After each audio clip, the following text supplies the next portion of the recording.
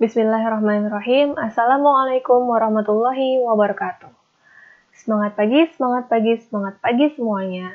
Para pembelajar sejati, pada sesi kali ini kita akan mulai masuk membahas akuntansi sukuk yang tercantum dalam PSAK 110 dari Standar Akuntansi Keuangan Syariah yang diterbitkan oleh Ikatan Akuntan Indonesia.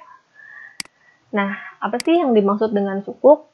Sukuk itu adalah efek syariah berupa sertifikat atau bukti kepemilikan yang bernilai sama dan mewakili bagian yang tidak tertentu atau tidak terpisahkan atau tidak terbagi atas.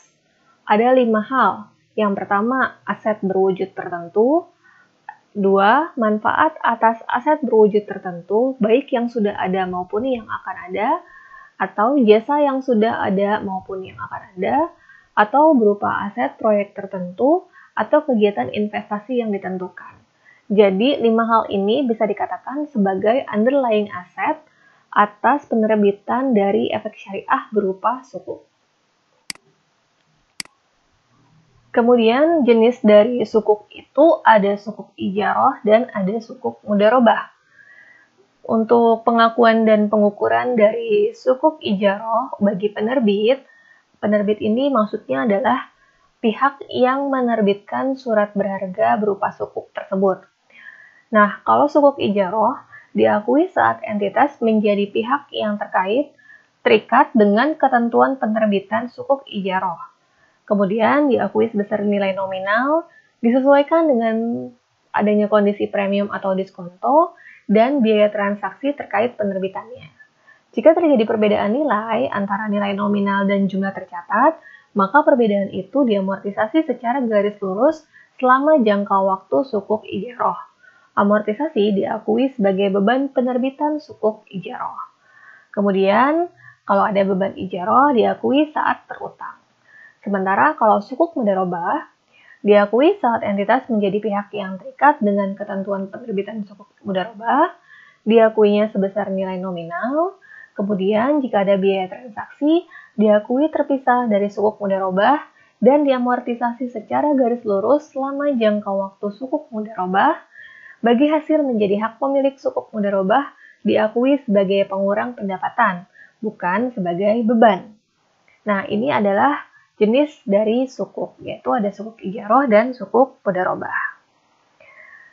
Sekarang kita coba masuk memahami lebih dalam lagi mengenai akuntansi sukuk dengan memahami contoh kasus sebagai berikut. Ini adalah contoh transaksi untuk sukuk ijarah. Contohnya adalah PT Barokah menerbitkan sukuk ijarah senilai 100 miliar rupiah dengan kupon 7% per tahun selama 5 tahun dan jatuh tempo pada tanggal 6 Juli 2025. Penerbitan sukuk ini melalui penawaran umum dengan tahapan sebagai berikut. Yang pertama, tahap pendaftaran sukuk, yaitu perusahaan telah mendaftarkan sukuk pada KSEI atau Kustodian Sentral Efek Indonesia. Kemudian, setelah pendaftaran, mulailah pemesanan sukuk. Nah, dalam pemesanan ini dilakukan proses penawaran. Contohnya di sini pada tanggal 25 Juni mulai pukul 9 sampai dengan 26 Juni pukul 16. Jika ada yang berminat, maka melakukan pengisian formulir di kantor penjamin emisi. Untuk saat ini, karena sudah berbasis digital dan berbasis web, maka pendaftaran atau penawaran sukuk ini juga dibuka secara umum melalui media-media massa dan melalui bank yang bekerja sama dengan penerbitan sukuk, terutama untuk sukuk retail negara ya, itu sukuk yang diterbitkan oleh negara. Nah, maka itu di situ ada proses penawarannya. Dan pada saat penawaran berlangsung, siapapun berhak untuk melakukan pengisian formulir untuk memesan sukuk. Kemudian ada tahap penjatahan sukuk. Dilakukan sesuai peraturan OJK, penjamin pelaksana emisi akan menyampaikan laporan hasil penawaran umum kepada OJK paling lambat 5 hari setelah tanggal penjatahan. Jadi di sini tidak semua yang memesan itu akan mendapatkan jatah dari sukuk yang diterbitkan. Kemudian, ketika memang pemesan itu mendapatkan jatah, maka melakukan tahap ketentuan yang berikutnya, yaitu pembayaran sukuk. Ketika sudah mendapatkan jatah, melakukan pembayaran ke rekening penjamin emisi. Untuk kasus ini di PT Barokah, itu penjamin emisinya di Bank ABC, paling lambat tanggal 30 Juni 2020. Kemudian, setelah itu mulailah didistribusikan sukuknya. Dilakukan secara elektronik, perusahaan penerbitan sertifikat suk ijaroh dan kemudian diserahkan ke KSEI dan memberikan instruksi kepada KSEI untuk mengkreditkan sukuk ijaroh pada rekening efek penjamin pelaksana emisi. Kemudian KSEI dan penjamin mendistribusikan sukuk ijaroh kepada para pemesan sukuk tersebut. Jadi ini adalah tahapan yang biasa dilakukan ketika sebuah entitas ingin menerbitkan sukuk. Kemudian untuk jurnalnya, atas transaksi yang pertama tadi pada tanggal 1 Juli 2020, kan tadi penawarannya pembayarannya tanggal 30 Juni ya, berarti di 1 Juli itu sudah menerima kas dan sukuk ijaroh si penerbit ini, yaitu PT Barokah.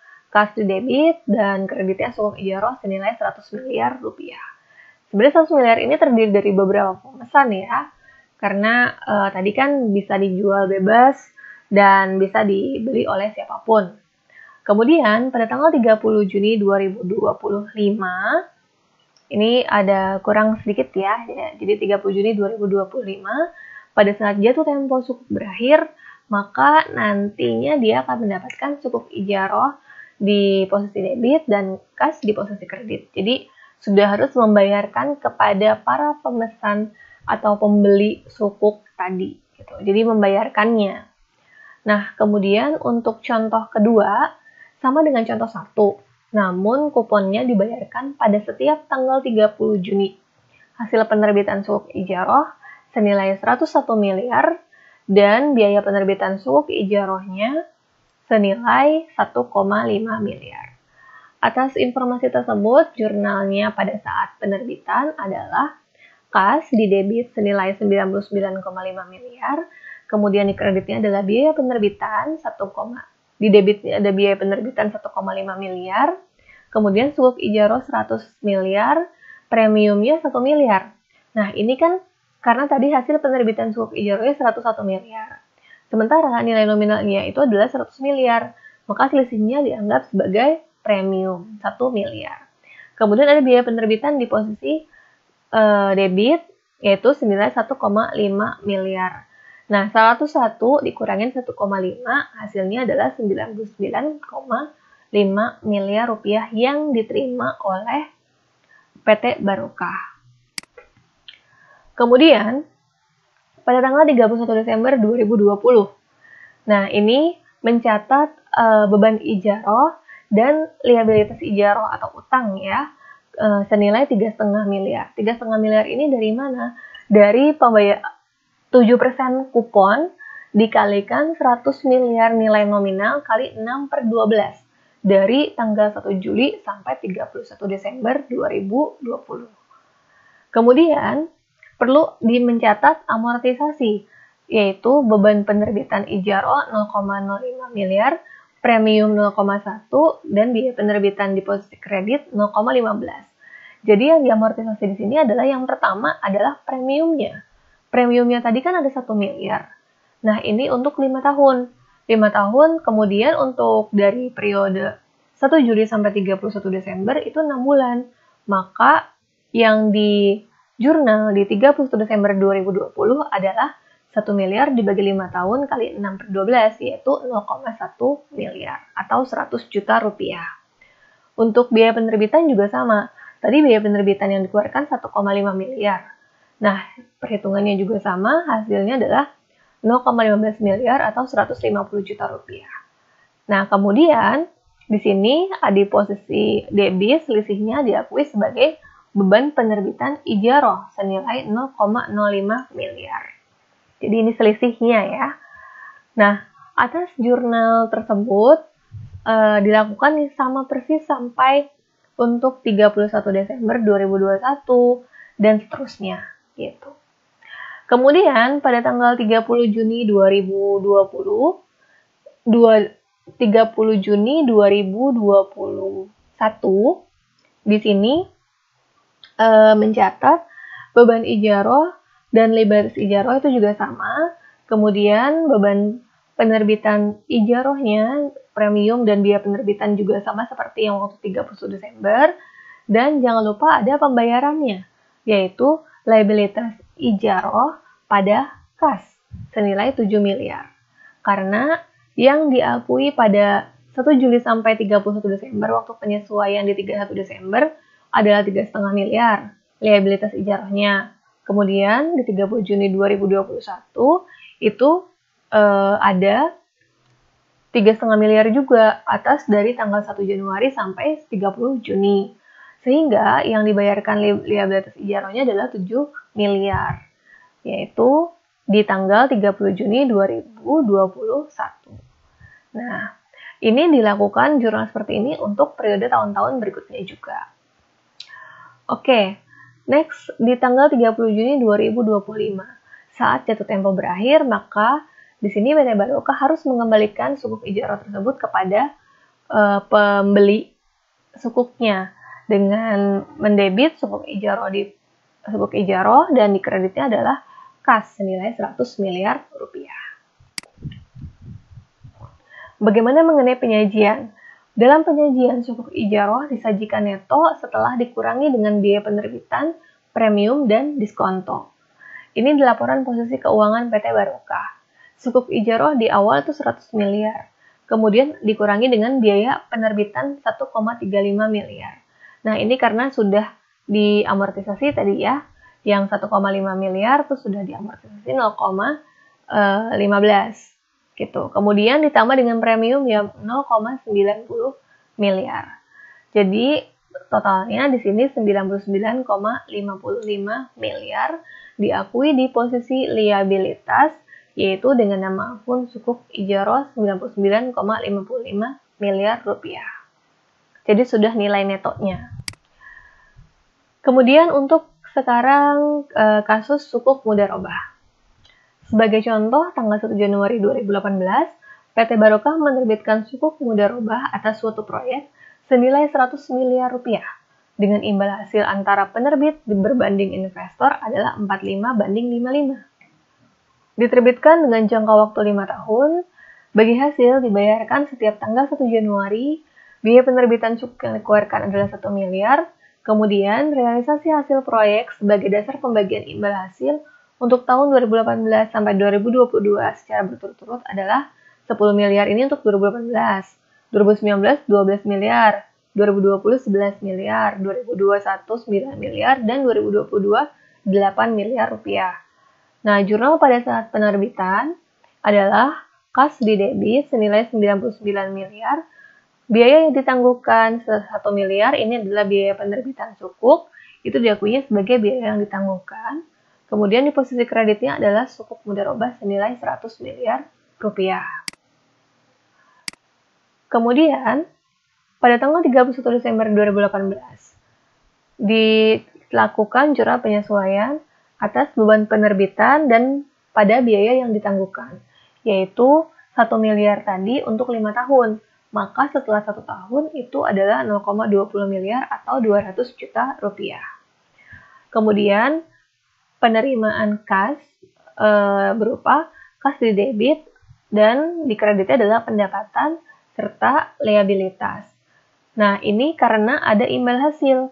Tadi kan dilaporkan bahwa realisasi yang diperoleh atas proyek tersebut pada tahun 2018 adalah 10 miliar rupiah. Nah, dari 10 miliar rupiah itu menjadi haknya di sini 10 miliar di posisi debit di cash, kemudian pendapatan 4,5 miliar dan liabilitas 5,5 miliar. Pendapatan ini adalah untuk mengakui pendapatan bagi dirinya sendiri, yaitu yang sebesar 45% sebagai penerbit. Kemudian bagi investornya itu 55%. Nah, di sini tadi kan penerbit berbanding investor 45/55. Berarti jatahnya penerbit adalah 45%, jatahnya investor 55%. Nah, jatahnya investor ini menjadi liabilitas atau utang. Nah, Jurnal seperti ini dibuat juga untuk tahun-tahun berikutnya, sampai dengan tahun 2022. Seperti itu. Nah, ini disesuaikan saja ya. Kalau 2019 berarti 10 miliar ini diganti 12 miliar. Jadi nanti masing-masing juga perolehannya akan berbeda.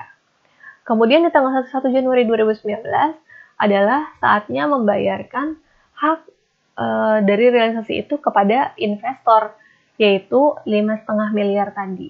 Liabilitas atau utang di posisi debit, kemudian kas di posisi kredit. Nanti ketika di jatuh temponya berakhir, tinggal membayarkan sukuk mudharabahnya saja. Jadi sukuk mudharabahnya dari debit dan kas ada di posisi kredit senilai 100 miliar rupiah. Nah, itu tadi terkait dengan pengakuan dan pengukuran. Mengenai penyajian, sukuk mudharabah dilaporkan di sisi liabilitas jika penerbit bukan LKS atau lembaga keuangan syariah. Jadi kalau misalnya PT Barokah tadi itu adalah perusahaan biasa, maka sukuk mudharabah itu adanya di liabilitas di sini. Tapi kalau misalnya PT Barokah itu merupakan lembaga keuangan syariah, maka dilaporkannya sebagai dana syirkah temporer senilai 100 miliar rupiah. Nah, ini contohnya adalah PT Barokah dianggap sebagai LKS. Kalau dia bukan LKS, ditaruhnya di sini, di liabilitas. Kemudian sekarang untuk akuntansi investor. Kalau tadi untuk yang penerbit, sekarang investornya. Dalam standar akuntansi keuangan syariah PSAK 110, untuk akuntansi investor setidaknya harus dilakukan klasifikasi. Klasifikasinya itu ada 3. Yang pertama adalah biaya perolehan diamortisasi, kemudian yang kedua nilai wajar melalui penghasilan komprehensif lain, dan yang ketiga nilai wajar melalui laba rugi. Nah, ini penjelasannya adalah ketika pengakuan awal, kalau klasifikasi yang pertama yaitu biaya perolehan diamortisasi, berarti sukuk diakui sebesar nilai wajar ditambah biaya transaksi. Ini juga sama dengan ketika menggunakan klasifikasi yang kedua, yaitu yang nilai wajar melalui penghasilan komprehensif lain. Nah, untuk yang laba rugi juga sama, namun ada sedikit perbedaan bahwa sukuk diakui sebesar nilai wajar ditambah biaya transaksi, di mana biaya transaksi itu diakui sebagai beban. Kalau yang tadi ini tidak ya, jadi nilai wajar plus biaya transaksi. Nah, kalau nilai wajar melalui laba rugi itu biaya transaksinya diakuinya sebagai beban. Kemudian pada pengakuan selanjutnya, untuk kategori atau klasifikasi yang biaya perolehan diamortisasi, selisih antara biaya perolehan dan nilai nominal diamortisasi secara garis lurus selama umur sukuk. Begitu juga dengan kalau menggunakan klasifikasi yang kedua. Namun ditambahkan di sini bahwa selisih yang telah diamortisasi tersebut diakui di penghasilan komprehensif lainnya. Kemudian untuk yang klasifikasi ketiga, sukuk diakui sebesar nilai wajar dan perubahannya karena ada perubahan nilai wajar itu diakui di laba rugi. Nah, ini penyajiannya. Bagi investor itu ketika menggunakan klasifikasi yang pertama dan kedua ini bisa masuk dalam kategori aset lancar atau aset tidak lancar, tergantung dari jangka waktu sukuknya. Sementara kalau nilai wajar melalui laba rugi itu hanya dikategorikan ke dalam aset lancar saja. Itu bentuk penyajiannya. Sekarang kita bahas contoh transaksinya agar lebih bisa dipahami dengan baik. 1 Januari 2018, PT Investa membeli 105 miliar sukuk ijarah dengan nilai nominal 100 miliar rupiah.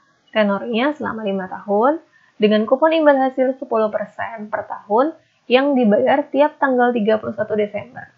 Biaya transaksi yang dikeluarkan sebesar 1 miliar rupiah, dan pada tanggal 31 Desember 2018, nilai wajar sukuk sudah berubah menjadi 107 miliar. Atas informasi tersebut, kita bahas satu persatu sesuai dengan klasifikasi. Jika diklasifikasikan sebagai biaya perolehan diamortisasi, maka jurnal pada saat penerbitan sukuk adalah sukuk ijarah nominal sebesar nilai nominal, kemudian premium ini juga sebesar nilai premium, tadi diterbitkan 105, nominal 100, berarti premiumnya 5 miliar. Kemudian sukuk ijaroh yaitu biaya transaksi senilai 1 miliar rupiah. Nah, jadi kan tadi poinnya adalah bahwa diakui sebesar nilai wajar gitu kan ditambah dengan biaya transaksi. Nah, ini semuanya masuk ke dalam sukuk ijaroh, kategori sukuk ijaroh. Dan di posisi kreditnya adalah kas tentunya karena di sini dia posisinya sebagai investor ya yang membeli dari sukuk tersebut.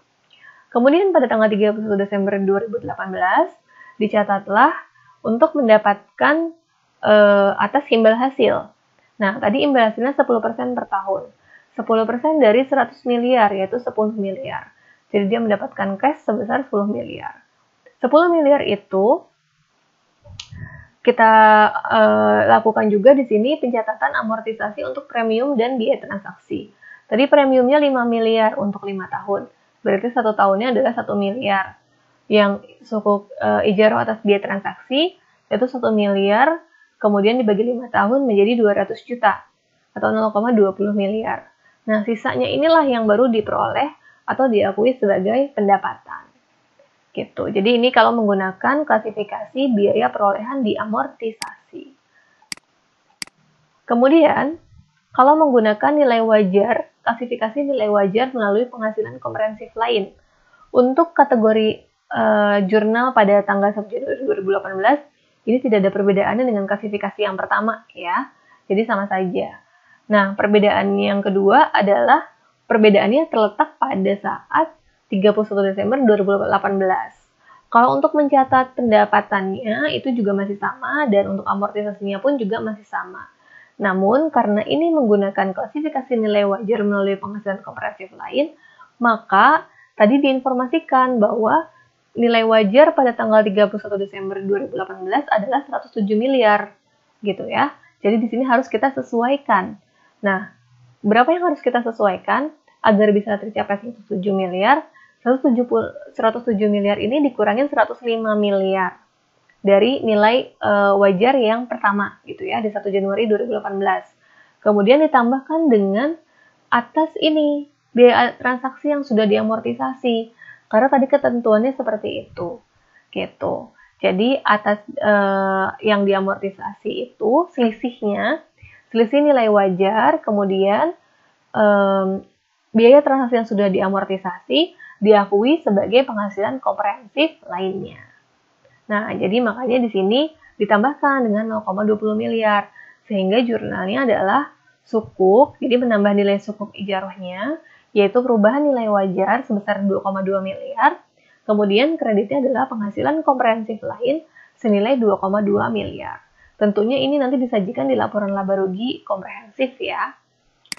Nah, kemudian kalau yang menggunakan klasifikasi ketiga, jika diakui sebagai nilai wajar melalui laba rugi. Nah, dari tanggal 1 Januari 2018 ini sudah terjadi perbedaan jurnal ya. Di sini tidak ada lagi yang namanya seperti premium gitu.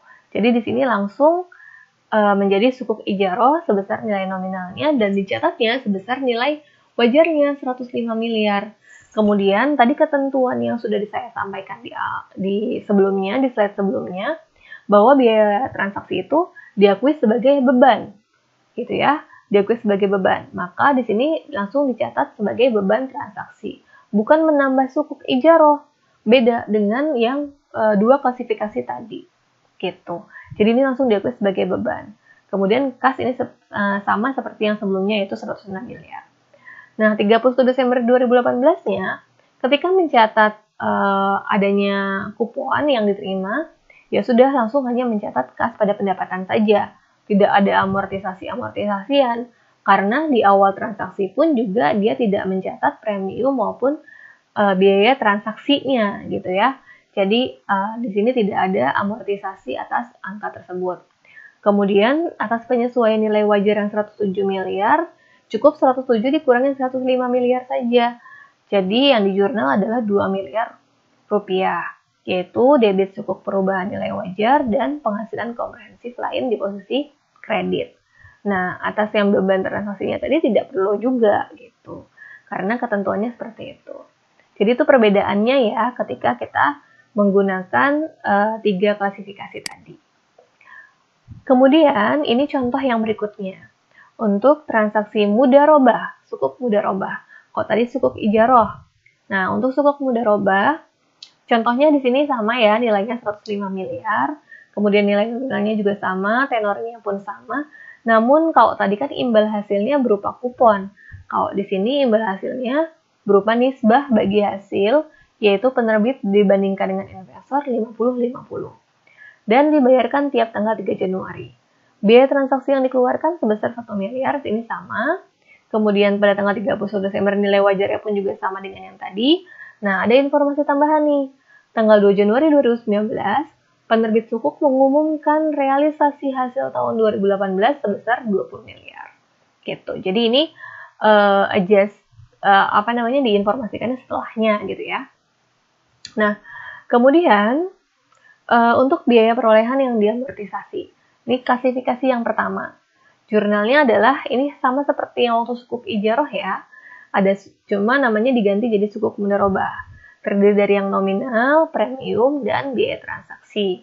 Kemudian pada tanggal 31 Desember 2018 ini dicatat ke dalam piutang. Kenapa? Karena belum dibayarkan gitu.